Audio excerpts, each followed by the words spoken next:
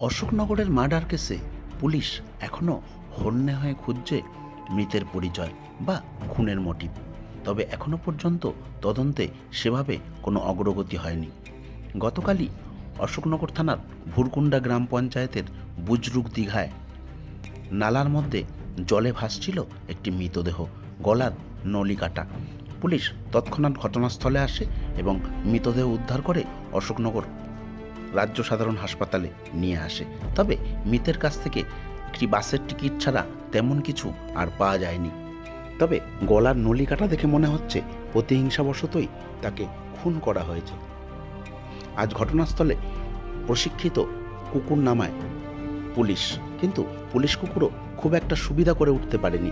ঘটনাস্থল থেকে কিছু দূর গিয়েই হঠাৎ থমকে দাঁড়ায়। কোনো রকম রক্তাক্ত পোশাক বা ছুরি বা ধারালো কিছু উদ্ধার হয়নি। তার কারণ প্রচণ্ড পরিমাণে বৃষ্টি চলছে দুদিন ধরে।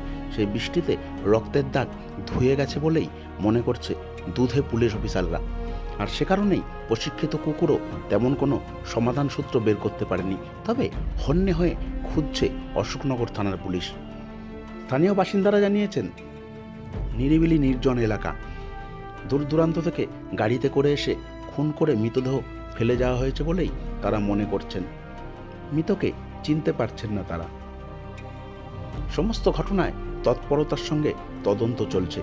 অশোকনগর থানার ওসি চিন্তামণি নস্কর আজ ঘটনাস্থলে ছিলেন দীর্ঘ সময়। তবে শেষ খবর পাওয়া পর্যন্ত এখনও তদন্তে সেভাবে অগ্রগতি হয়নি। আতঙ্কজনক বিষয়। আমাদের রাত্রিবেলা এখান থেকে যাতায়াত করি, খুব সমস্যা হচ্ছে। পুলিশ দেখছে, তদন্ত করছে। পুলিশ ডগ নিয়ে এসেছিলো, কুকুর নিয়ে এসেছিলো, তদন্ত করছে। সামনে ওদিক দিয়ে আরও বেরিয়ে গেল, তো সেরকম কিছু পাওয়া যায়নি। আশা করি তদন্ত চলছে যখন নিশ্চয়ই ধরে ফেলবে, এটা আশা রাখছি। পুলিশ আসছে, রাতেও টহল দিচ্ছিলো। সারা রাত বৃষ্টি হচ্ছে, খুব সমস্যা হচ্ছে যাতায়াত করতে। দেখা যাক ওদের কী তদন্ত চলছে। বৃষ্টির জন্য কি একটুখানি বেগ পেতে হলো? হ্যাঁ, অবশ্যই। বৃষ্টি যেদিন লাশটা ফেলে দিয়ে গেছে সেদিন সারা রাত বৃষ্টি হয়েছে। তার জন্য নির্জন এলাকা খুব সমস্যায় পড়ছে। যে ব্যক্তিটাকে উদ্ধার করা হয়েছে অর্থাৎ খুন হয়েছে, নাকি কি চিনতে পারছেন? না, চেনা যায়নি। মনে হচ্ছে অন্য জায়গা থেকে খুন করে এখানে ফেলে দিয়ে।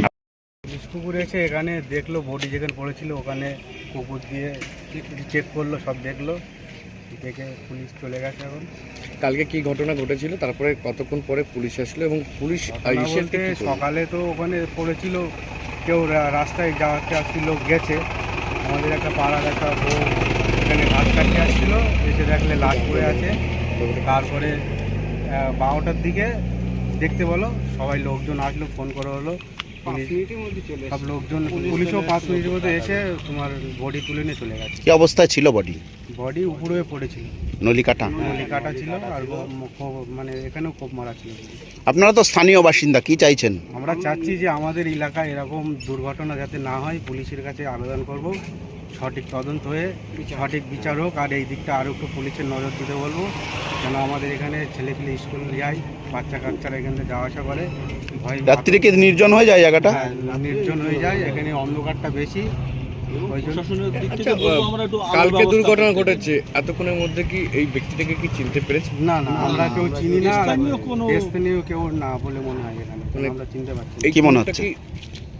এই খুনটা কি তাহলে বাইরে থেকে করেই নিয়ে এখানে ফেলেছে মনে হয়।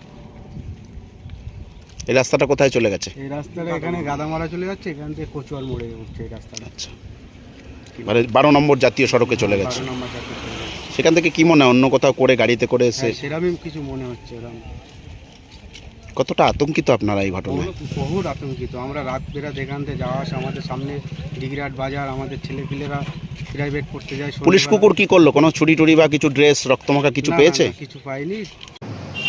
নৃশংস হত্যাকাণ্ড আমরা ঘটনাটা জানতে পেরেছি কালকে সকালবেলায়। ওখানে একজন কাজ করতে গিয়েছিলেন, তখন দেখতে পান আর কি একজন বডি পড়ে আছে।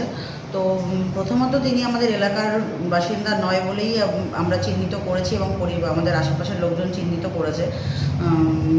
বাইরে থেকে এসে কেউ ঘটনাটা ঘটিয়েছে বা তার এখনও খোঁজ পাওয়া যায়নি। তার পরিচয় পাওয়া যায়নি, তার পরিচয় চলছে, পরিচয়ের জন্য খোঁজ চলছে।